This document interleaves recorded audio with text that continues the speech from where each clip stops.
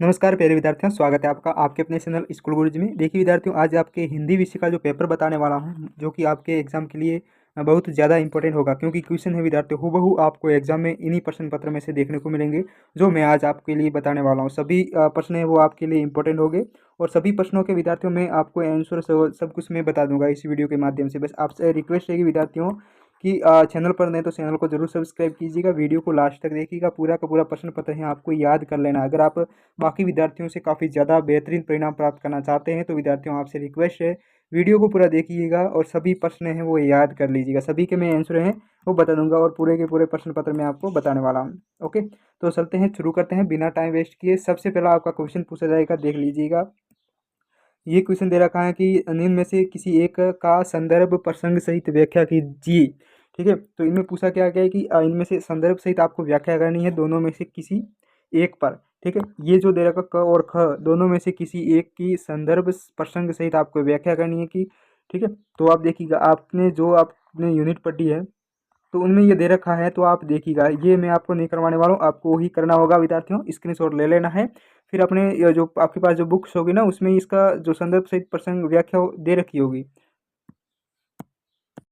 तो इसमें आप जरूर देखिएगा। ठीक है, ये हो गया। सभी मैं बताऊंगा, प्रश्नों के उत्तर सभी के सभी बता दूंगा, लेकिन कुछ हैं जो आपको ही करने होते हैं। अब दूसरा प्रश्न देखिएगा, इसमें दे रखा है कि दो पर्यायवाची शब्द लिखिए। क्या करना है, दो दो पर्यायवाची शब्द लिखना है। जैसे पर्वत का दे रखा है ना, पर्वत के दो पर्यायवाची कौन से हो गए, सेल और पहाड़।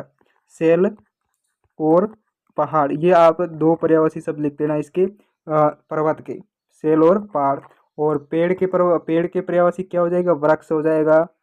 वृक्ष हो गया और उसके बाद तरु हो गया। ठीक है, तो ये पेड़ का आप पर्यायवाची शब्द लिख देना।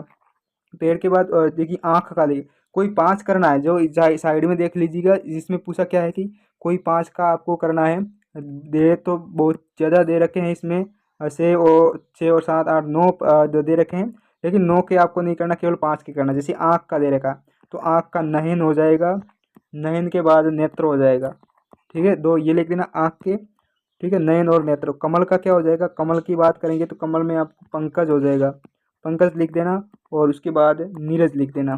ठीक है, तो ये इसका कमल का पर्यायवाची शब्द हो जाएगा पंकज और नीरज। और अमृत का हो जाएगा, अमृत का सुधा हो जाएगा, सुधा। और दूसरा हो जाएगा सोम, सोम और सुधा। ये अमृत का पर्यायवाची हो गया। ठीक है, तो देखिएगा ये पर्यायवाची शब्द हो गए। उसके बाद मुहावरे का अर्थ बताते हुए वाक्य में प्रयोग करना। अब आपको मुहावरे का अर्थ बताना है। सबसे ज़्यादा इंपॉर्टेंट होगा कि शीश कटाना। शीश कटाना का मतलब होता है बलिदान देना। क्या हो जाएगा, बलिदान देना। उसके बाद थैली गर्म करना। थैली गर्म करने का अर्थ हो गया कि रिश्वत देना। क्या होगा, रिश्वत देना। आंखें खोलना, आंखें खोलने का अर्थ हो गया होश आना, होश आना। कर्ज चुकाना, कर्ज चुकाने का अर्थ था ऋण देना, ऋण देना या ऋण चुकाना। ठीक है, ये हो गया। और उसके बाद बाल की खाल निकालना। बाल की खाल निकालना मतलब होता है बहुत ज़्यादा गहनता से अध्ययन करना या फिर जांच करना, यानी बारीकी से जांच करना। तो ये इसका हो जाएगा बाल की खाल निकालना। तीसरा प्रश्न हो गया। तीसरे के बाद चौथा प्रश्न देखिएगा, जो कि बहुत ज़्यादा इंपॉर्टेंट होगा कि अपने जो प्रधान पाठक जी को शुल्क माफ के लिए आवेदन पत्र लिखना है। अपने जो प्रिंसिपल है ना, उनको अपनी फीस माफ़ी के लिए एक आवेदन पत्र लिखना है, या फिर ध्वनि प्रदूषण पर प्रतिबंध लगाने के लिए अनुविभागीय अधिकारी को आवेदन पत्र लिखिए। दोनों में से किसी एक को ही करना है आपको, अथवा में दे रखा है। तो ये सबसे ज़्यादा ये इंपॉर्टेंट है। आप ये एक शुल्क मुक्ति हेतु एक आवेदन पत्र यानी एप्लीकेशन आपको याद कर लेनी है। ठीक है, अपने प्रधान अध्यापक जी को लिखते हैं ना वो। 500% है, किसी एक विषय पर आपको निबंध लिखना है। किसी एक विषय पर निबंध लिखना है, जैसे दो विषय दे रखे हैं, विद्यार्थी जीवन में समय का महत्व या फिर व्यायाम का जीवन में महत्व। दोनों में से किसी एक पर आपको निबंध तैयार करने हैं। क्या करने हैं, निबंध तैयार करने हैं। सट्टा दे रखा है, नीचे लिखे प्रश्नों के आपको उत्तर। अब जो प्रश्न जो बता रहा ना विद्यार्थियों, आपको क्या करना है, इसके स्क्रीनशॉट लेना है और फिर अपनी किताब या पासबुक से याद करना है। जो प्रश्न बता रहा हूँ अपनी बुक से आएंगे। कौन कौन से आएंगे, ये देखिए, ये दे रखा है अनेकता में एकता, ये भारत की विशेषता स्पष्ट करना है। और उसके बाद ये जो प्रश्न है ना, ये वाला ख में दे रखा है, इस कहानी का नाम एक टोकरी भर मिट्टी क्यों रखा गया है। यलन ने समाज के सेवा के कौन कौन से कार्य किए। बालिका अपने गांव में बुलाने के लिए क्या क्या प्रलोभन देती हैं। सलीवन यलन के दुख को क्यों समझती थी। कभी बरखा ले कत का पानी मांगत के। और बचपन से ही माँ बालों को कैसी कहानियाँ सुनाती थी।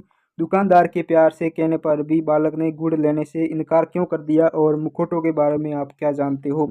ये सारे प्रश्न हैं वो 100% विद्यार्थियों इंपॉर्टेंट है और एग्जाम में बिल्कुल पूछे जाएंगे। मैं बार बार कह रहा हूँ।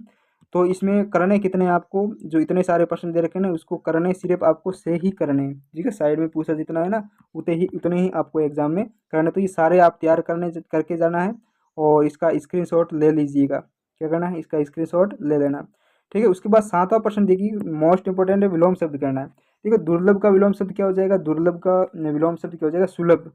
क्या हो जाएगा, सुलभ। और उदार का हो जाएगा अनुदार। क्या हो जाएगा, अनुदार। उदार का विलोम शब्द हो जाएगा अनुदार। साधारण का असाधारण हो जाएगा, असाधारण। ठीक है। और आदर का निराधार। ठीक है, आदर का तिरस्कार भी कह सकते हैं इसको, तिरस्कार। आदर का तिरस्कार हो जाएगा। इसी तरीके से आगे वाले भी करने हैं। समानता का क्या हो जाएगा, समानता का विद्यार्थी हो जाएगा असमानता। असमानता लिख देना, आगे लिख देना असमानता। सत्कार का हो जाएगा सत्कार का विद्यार्थी क्या हो जाएगा, निराकार हो जाएगा। उसके बाद संकोच का हो जाएगा निसंकोच। संकोच का हो जाएगा निसंकोच। ठीक है, इसी तरीके से ये सारा का सारा विलोम शब्द मैंने बता दिया आपको। ठीक है, उसके बाद 8वां प्रश्न देखिए, संज्ञा किसे कहते हैं और उदाहरण सहित उनके प्रकारों के नाम बताने। विद्यार्थियों आपसे रिक्वेस्ट रहेगी, वीडियो को आप पूरा देखिए, सारा प्रश्न पत्र है वो याद करके ही जाना है, इंपॉर्टेंट होगा। और चैनल पर नए तो चैनल को जरूर सब्सक्राइब कीजिए। बाकी जो सारे सब्सक्राइब पेपर हैं, सब्जेक्ट के पेपर मैंने ऑलरेडी इसी चैनल पर अपलोड कर दिए, वो सभी देख लीजिएगा, आपसे रिक्वेस्ट रहेगी। ठीक है, आगे शुरू करते हैं। संज्ञा यानी किसी व्यक्ति स्थान के नाम को संज्ञा कहते हैं। ध्यान रखना, किसी स्थान व्यक्ति विशेष के नाम को संज्ञा कहते हैं। जैसे कि मान लो दे रखा है कोई जयपुर, ठीक है, राजस्थान। ठीक है, तो ये जो दे रखा है ना विद्यार्थी, ये क्या है, संज्ञा है, किसी स्थान का नाम है, राजस्थान है, भारत है, ठीक है, घर है वगैरह, ये जो नाम दे रखा है संज्ञा है, किसी स्थान व्यक्ति का नाम है। जैसे कोई रमेश है तो ये क्या है, ठीक है, तो ये संज्ञा है। ठीक है, संज्ञा इस तरीके से। तो उदाहरण सही तो मैंने बता दिया। उसके प्रकार कौन कौन से हैं, तो एक तो प्रकार से व्यक्तिवाचक। कौन सा, व्यक्तिवाचक। ठीक है, जातिवाचक, व्यक्तिवाचक और जातिवाचक। व्यक्तिवाचक, जातिवाचक और भाववाचक। यहाँ लिखते हैं ना, भाववाचक। ये 3 प्रकार की संज्ञा होती हैं, व्यक्तिवाचक, जातिवाचक और भाववाचक। ठीक है, और उसके बाद देखिएगा 9वां प्रश्न है और ये इंपॉर्टेंट होगा। और अंतिम प्रश्न है, इसमें पूछा गया कि नीचे दिए गए वाक्यों के लिए आपको एक शब्द का प्रयोग करना है और कोई से करना है। 7 दे रखे हैं ना, तो उसमें केवल आपको सही करना है। जैसे इसमें दे रखे हैं कि क्या दे रखा है विद्यार्थियों इसमें, कि जो मरे हुए के समान हो तो उसे क्या कहेंगे, जो मरे हुए के समान हो तो मरणासन कहेंगे, मरणासन। जो मरे हुए के समान होता है ना उसे मरणासन कहते हैं। ठीक है, मरणासन याद रखना। और जिसकी उपमा न की जा सके, जिसकी उपमा न की जा सके उसे अनुपम कहते हैं, अनुपम। क्या कहेंगे, अनुपम। ठीक है, और जिसका अंत न हो सके, जो जिसका अंत न हो तो उसे अनंत कहते हैं, अनंत। क्या कहेंगे, अनंत। ठीक है, उसके बाद कम बोलने वाला क्या कहलाएगा, कम बोलने वाले को मितभावी कहेंगे, मितभाषी, सॉरी, मितभाषी। जो कम बोलता है उसे हम मितभाषी कहते हैं, मितभाषी। ठीक है, उसके बाद जिसे किसी का भय न हो, जिसे किसी का भय न हो उसे हम कहेंगे, सॉरी आगे वाला ये रह गया, जो सब कुछ जानता हो, तो सब कुछ जानता हो उसे सर्वज्ञ, सर्वज्ञ कहेंगे। और जिसे किसी का भय न हो उसे निर्भय कहेंगे, निर्भय। ठीक है, निर्भय कहेंगे। जो सब कुछ जानता हो उसे सर्वज्ञ कहेंगे, और जो किसी से भय ना हो वो उसे निर्भय कहेंगे। और जो लास्ट वाला है, जो दूसरों से ईर्ष्या करता है उसे ईर्ष्यालु कहेंगे। क्या कहेंगे, ईर्ष्यालु। तो विद्यार्थियों ये आपका हिंदी विषय का पेपर है, जो कि मैंने पूरा का पूरा बता दिया कि कौन कौन से आपके एग्जाम में आएंगे, किस तरीके से पूछे जाएंगे। विद्यार्थियों आपसे रिक्वेस्ट है, आप उम्मीद करता हूँ कि आपने वीडियो को लास्ट तक देखा होगा, और चैनल पर नए तो चैनल को जरूर सब्सक्राइब कीजिएगा। सारे सब्जेक्ट के पेपर देख लीजिएगा, इसी चैनल पर अपलोड कर दिए। मिलते हैं अगले वीडियो में, तब तक बने रहिए हमारे चैनल पर। जय हिंद।